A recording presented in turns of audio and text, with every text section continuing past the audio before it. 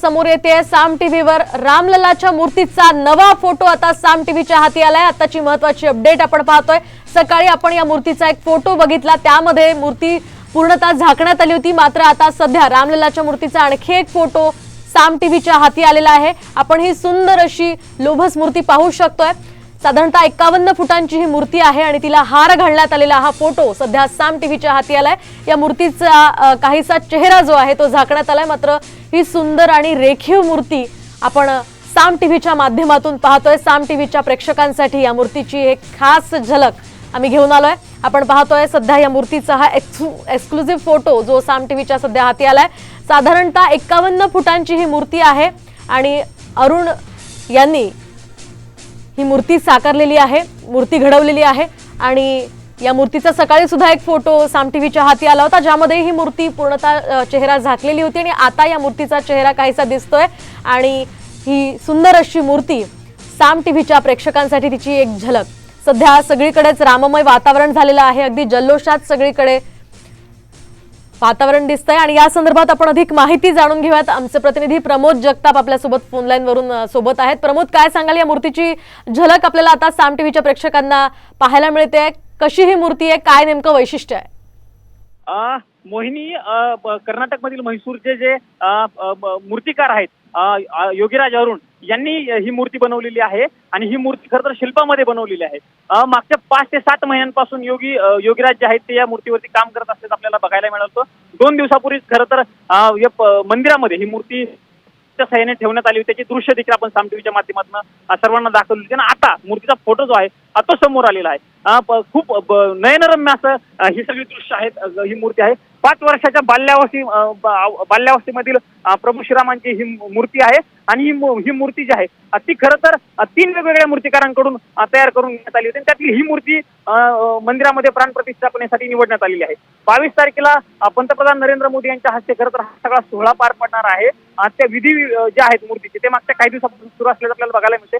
16 तारखेपासून खरं तर वेगवेगळे विधी झाले होते, आज देखील एक महत्त्वाचा विधी पार पडणार आहे आणि 22 तारखेला खरं तर ही मूर्ती जी आहे त्या मूर्तीची प्राणप्रतिष्ठापना पंतप्रधान नरेंद्र मोदी यांच्या हस्ते होणार आहे। काही वेळापूर्वी मोहिनी आपण बघितलं तर या सगळ्या तयारीचा आढावा घेण्यासाठी उत्तर प्रदेशचे मुख्यमंत्री योगी आदित्यनाथ या ठिकाणी आलेले होते। हनुमानगडी असेल, राम मंदिर परिसर असेल किंवा इतर ठिकाणचा जो मंदिरातील मुख्य परिसर असेल, या सगळ्याचा त्यांनी आढावा घेतलेला आहे।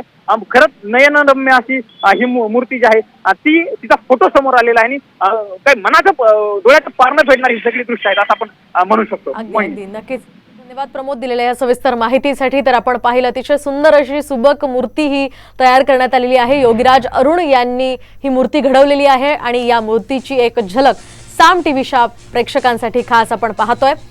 तर ही मूर्ती साधारणतः 51 फुटांची इतकी आहे आणि सध्या या मूर्तीचा एक फोटो साम टीव्हीच्या हाती आलेला आहे। 22 जानेवारीला रामललाचा प्राणप्रतिष्ठा सोहळा होणार आहे आणि त्याआधी या मूर्तीची एक झलक सध्या समोर आलेली आहे। खरं तर सगळीकडेच रामललाच्या या प्राणप्रतिष्ठा सोहळ्याचा उत्साह पाहायला मिळतोय। अयोध्येच्या राम मंदिरामध्ये सुद्धा धार्मिक विधी सुरू आहेत आणि या विधींसाठी आजचा दिवस अतिशय महत्त्वाचा आहे, कारण आज मुख्य मंदिरामध्ये अग्नी प्रज्वलित केला जाणार आहे। त्यानंतर होम हवनाला सुद्धा सुरुवात होईल आणि या हवनासाठी नाशिकच्या काळाराम मंदिराचे महामंत सुधीरदास अयोध्येमध्ये दाखल झालेले आहेत आणि त्यांच्याशीच बातचीत केलेली आहे आमचे प्रतिनिधी अक्षय बडवे यांनी। नेमका कसा असणार आहे हा संपूर्ण विधी, अग्नीचं महत्त्व काय, अग्निशास्त्र काय सांगतं, होम हवन काय सांगतं, हे जाणून घेण्यासाठी माझ्यासोबत नाशिकच्या काळाराम मंदिराचे महामंत सुधीरदास आहेत। मंतजी, काय सांगाल, आजचा दिवस जो आहे तो अतिशय महत्त्वाचा मानला जातोय, अग्निस्थापन केला जाईल, नेमका आजचा दिवस कसा असेल? अत्यंत महत्त्वाचा दिवस आहे। त्याला मी एक शब्द वापरेल, देवदुर्लभ, म्हणजे देवतांना देखील दुर्लभ असा हा क्षण आहे आणि त्या क्षणाचे आपण सर्व साक्षीदार आहोत। आज अग्निमंथन करून त्या ठिकाणी वेदमंत्र म्हणून अग्नीचं उत्पादन होईल, नवकुंडामध्ये त्याची स्थापना होईल, 4 वेदांच्या वेदपारायणाचं पूजन होईल, स्थापित देवता पूजन होईल, आज सर्व देवता स्थापित होतील, अग्निस्थापन होईल आणि विशेष म्हणजे आज अग्निस्थापन झाल्यानंतर ग्रहस्थापन करण्याची शास्त्र पद्धत आहे आणि ग्रह स्थापन झाले की त्याच दिवशी मात्र ग्रहांचं हवन केलं जातं। त्यामुळे आज संध्याकाळी ग्रह हवन त्या ठिकाणी होईल।